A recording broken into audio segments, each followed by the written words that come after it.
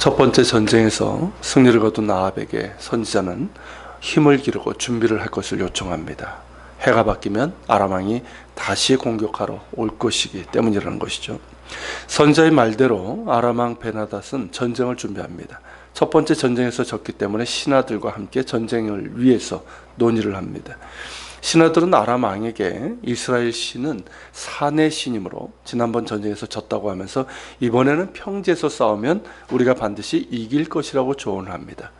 이는 잘못된 조언이지만 당시의 신관에 따르면 자연스러운 것이라고 할 수 있습니다. 각 민족들은 자신들의 주신이 있었고 그 신들은 모두 특징이 있었습니다. 그런 그들이 이스라엘을 볼 때 가나안 산지에 주로 살고 있었고 그 산지 위에 성전과 지방 성소들이 있었기 때문에 이스라엘의 하나님을 산의 신으로 생각을 한 것이죠. 그러나 하나님은 산의 신이 아니라 그 산들을 지으시고 천지 만물을 지으신 창조주이십니다.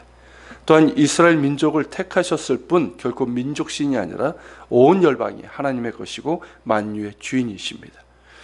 이런 잘못된 판단 하에 그들은 평지에서의 전쟁을 준비합니다. 신하들의 조언에 따라 지난번에 함께했던 왕들, 즉 족장들 대신에 총독들을 두어서 군조직을 강화하고 평지에서의 전쟁의 승패를 좌우하는 이 병거를 충분히 보충해서 전쟁을 준비합니다. 그렇게 전쟁 준비를 마친 아람 왕은 다음 해에 군대를 소집해서 아벡으로 올라가서 이스라엘과 싸우고자 합니다. 다음 해란 그 당시에 이제 6월절이 있는 아비벌이 첫 번째 달이기 때문에 4월 이후를 뜻합니다. 그리고 이때부터는 농번기가 있는 우기가 끝나고 건기가 시작되기 때문에 보통 이스라엘 그 고대 근동 지역에서는 이 시기에 전쟁을 많이 합니다. 그리고 아벡은 그 사무엘서에 나오는 그쪽의 아벡이 아닙니다. 지중해 쪽에 있는 아벡이 아니라 요단 동편에 골란 고원 남쪽에 있는 아벡이 있습니다. 거길 얘기하는 겁니다. 거기는 어떤 곳이냐면 성경에 이제 바산과 그 밑에 이제 길르앗 산지에 경계가 되는 야르묵강이라는 게 흐르는데 이곳이 그 당시에 아람과 북이스라엘의 경계였습니다. 그러니까 국경에 인접한 이 아벡에 와서 진을 쳤다는 것은 곧 뭘 얘기합니까? 이스라엘에 대한 선전포고인 것이죠. 이스라엘 역시 군대를 소집해서 아벡을 마주보고 진을 치게 됩니다. 아람과 이스라엘이 서로 마주보고 대치 중인 것이죠. 그런데 군사의 규모에 있어서는 어땠습니까? 이스라엘은 겨우 2무리의 적은 염소 때 불과했다면 아람은 그 땅에 가득했다라고 할 만큼 차이가 났습니다. 객관적인 전력에서는 아람이 절대적인 우위를 점하고 있는 것이죠. 게다가 그들은 이스라엘 아벡으로 인도해서 평지에서의 전쟁을 계획했기 때문에 더욱 그러합니다. 아벡에서 남쪽으로 내려가면 길랏 산지인데 고원지 따라 평지고요. 그리고 서남쪽으로 내려가면 역시 평지인 이스라엘 평야입니다. 그리로 유인해서 전쟁을 하려 했던 것이죠. 그때 선지자 한 사람이 아합에게 하나님의 말씀을 전합니다. 첫 번째 전쟁에서의 그 선지자와 같은 사람으로 보입니다. 뭘 전합니까? 아람의 신하들이 했던 말이죠. 그리고 그들은 이스라엘의 하나님을 단지 자신들이 섬기는 우상처럼 산의 신으로 여기고 평지 전쟁을 준비했지만 그들의 큰 군대를 하나님께서 당신 아합의 손에 넘기실 것이다. 그래서 하나님의 야훼이심을 나타내 계시겠다라는 것이죠. 우리 성경에서 야훼, 그러니까 우리 성경에 이제 여호와로 되어 있죠. 이 여호와라는 하나님의 이름이 사용될 때는 유일하시고 온 우주의 창조주시고 온 세상을 다스리시는 하나님의 주권과 통치를 강조할 때 사용이 됩니다. 즉 이스라엘의 하나님 야훼께서는 그들이 생각하는 산의 신, 민족신, 죽은 우상이 아니라 홀로 살아계시며 온 세상의 주인이심을 나타내시겠다라는 그런 말씀입니다. 이런 하나님의 말씀이 전해진 상황에서 아람과 이스라엘은 7일간 대치하다가 7일째 되는 날에 이제 전쟁이 시작이 됩니다. 그런데 그 하루 동안에 이스라엘 군대가 아람 군대 10만 명을 죽이고 남은 자들은 아벡성으로 도망갔지만 성벽이 무너져서 2만 7천 명이 죽고 말았습니다. 즉 아람 군대가 거의 괴멸되었음을 뜻합니다. 하루 만에 그토록 큰 군대가 괴멸되자 베나닷은 어떻게 해요? 정신을 잃어가지고 급히 도망가 어느 성읍에 들어가서 골방에 숨는 신세가 됩니다. 극도의 두려움을 갖게 된 것이죠. 상황이 이렇게 되자 신하들은 베나닷에게 항복하여 선처를 구할 것을 권합니다. 신하들이 한 말을 보면 이스라엘 왕들은 인잔왕이라 라고 했는데요. 이는 몇 가지 의미가 있어 보입니다. 우선 아람의 경우 이스라엘과 항상 적대적인 것은 아니었고 그 지역에 패권을 두고 경쟁을 했지만 때로는 협력하고 또 화친도 하면서 그렇게 관계했던 나라였습니다. 그리고 아합의 성정인데 아합이 악한 왕으로 알려졌지만 성정 자체는 모질지는 않았던 것으로 보입니다. 그것은 엘리야를 대했던 것에서 알 수 있죠. 우상 숭배 악행을 따랐지만 엘리야를 대할 때는 수동적이었습니다. 오히려 그의 부인 이세벨이 적극적으로 악행을 하고 엘리야를 죽이려 했었죠. 그런 아합의 성정을 잘 이용해서 이 선처를 받아낼 수 있다는 조언입니다. 이 조언은 아람의 입장에서는 성공적이었습니다. 그러나 아합에게는 너무나 큰 대가를 치르게 됩니다. 자, 베나닷은 신하들의 말을 따라서 항복을 의미하는 굵은 배로 허리를 동이고 테두리를 머리에 쓰고 아합이 있는 이스라엘 지형으로 나가 항복하며 살려줄 것을 청합니다. 그러자 아합은 베나닷이 아직 살아있느냐고 하면서 그를 뭐라고 부릅니까? 내 형제라고 부릅니다. 자, 33절에 보면 그 사람들이 좋은 징조로 여기오라고 했는데 이 좋은 징조로 여겼다. 이 뜻이 뭐냐면 점을 쳐서 알아봤다 이 뜻입니다. 즉 베나닷이 아합에게 항복하는 시간에 이 아람 신하들이 어땠다는 겁니까? 자신들의 관습대로 점을 치고 있었다는 거죠.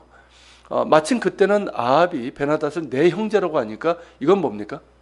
좋은 징조죠. 그러니까 이 베나닷이 바로 반응하도록 합니다. 베나닷은 아합이 말한 대로 자신이 왕의 형제라고 합니다. 그러자 아합은 그를 자신에게로 데려오라고 합니다. 그러니까 베나닷이 이 진영 밖에서 이제 항복을 청한 거고 이 말을 듣고 자기 앞으로 데리고 오라고 한 거죠. 그리고 그가 가까이 왔을 때 그를 병거에 태웁니다. 베나닷의 항복을 받아 주었을 뿐만 아니라 그를 왕으로 대우를 한 것입니다.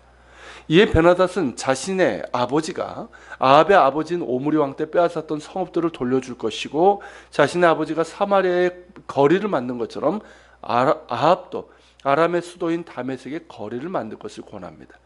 여기서 거리라면 뭐냐면 상대방 나라의 수도에 합법적으로 이렇게 거주하면서 장사를 할 수 있는 지역을 만들어 주는 것을 얘기합니다. 즉 서로 간의 교역을 제한한 거죠.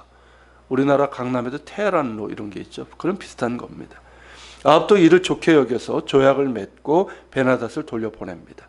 이런 상황이 어떤 면에서는 흔히 볼 수 있는 모습이고 아람과의 교역을 트게 되어서 경제적인 이익을 얻는 것이라고 할 수가 있습니다. 그런데 이 전쟁은 그런 일반적인 전쟁이 아닙니다. 하나님께서 역사하신 전쟁이기 때문입니다. 하나님께서 이 전쟁을 역사하셔서 절대적인 열세도 불구하고 승리를 주셨는데 그렇다면 분명한 이유가 있는 것 아닙니까? 그 이유를 전하기 위해서 선지자가 행동을 합니다. 자, 선지자는 하나님의 말씀에 따라 아합에게 자신을 전쟁터에서 온 사람처럼 보이기 위해서 동료에게 자신을 치라고 합니다. 그런데 그의 동료는 이를 거절하고 이에 이것은 이제 선지자로서 하나님의 말씀을 듣지 않은 것이기 때문에 선지자가 말한 대로 길에서 사자를 만나 죽임을 당합니다. 선지자는 다른 사람을 만나 자신을 치라고 했는데 이번에는 이 사람이 선지자를 치되 상하도록 쳐서 심한 부상을 입게 됩니다. 선지자를 친 사람은 아마도 선지자가 아닌 길 가다가 만난 그런 사람으로 보입니다. 자, 그렇게 심한 상처를 입은 선지자는 이 수건으로 눈을 가리고 전투에서 살아남은 사람인 것처럼 꾸며서 아합이 지나가길 기다립니다. 마침내 아합이 지나갈 때 소리질러 왕을 부르고 자신이 죄수를 놓쳐버린 병사인 것처럼 말을 합니다. 그런데 그 대가는 자신의 목숨으로 대신하던가 은 한 달란트를 내든가 하는 것이라고 말합니다. 이런 상황인데 어떻게 해야겠느냐고 하면서 왕의 선처를 구하는 듯이 말합니다. 이에 아합은 뭐라고 그럽니까? 네가 잘못한 것이니까 그 대가를 치르라 라고 합니다. 그러자 선지자는 자신의 눈을 가린 수건을 벗었고 아합은 그가 선지자 중에 한 사람인 것을 알게 됩니다.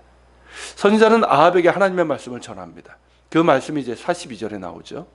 내가 멸하기로 작정한 사람을 내 손으로 놓았은즉 내 목숨은 그의 목숨을 대신하여 내 백성은 그의 백성을 대신하리라. 이 말씀이었습니다. 즉 하나님께서 이스라엘을 공격해온 아람을 칠 특별한 환경을 마련해 주셨건만 아합은 마치 자신의 능력으로 이긴 것처럼 오만하여 그 기회를 스스로 버렸다는 것이죠.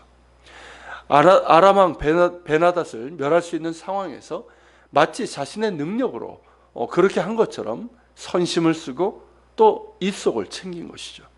그래서 결국 베나닷을 살리기 위해서 자신의 생명을 바친 꼴이 되고 맙니다. 그런데 43절에 보면요, 아합이 이로 인해서 근심하고 답답하여 그의 왕국으로 돌아가려고 이렇게 나옵니다.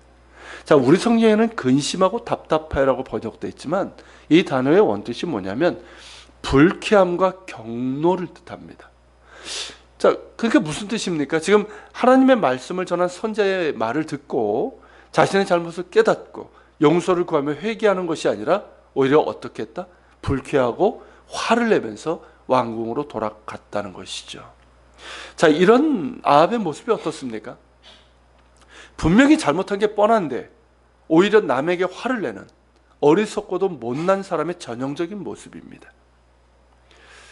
하나님께서 함께 하셔서 어떤 문제나 위기를 벗어나게 했을 때 우리의 태도는 아합과 같아서는 안 됩니다.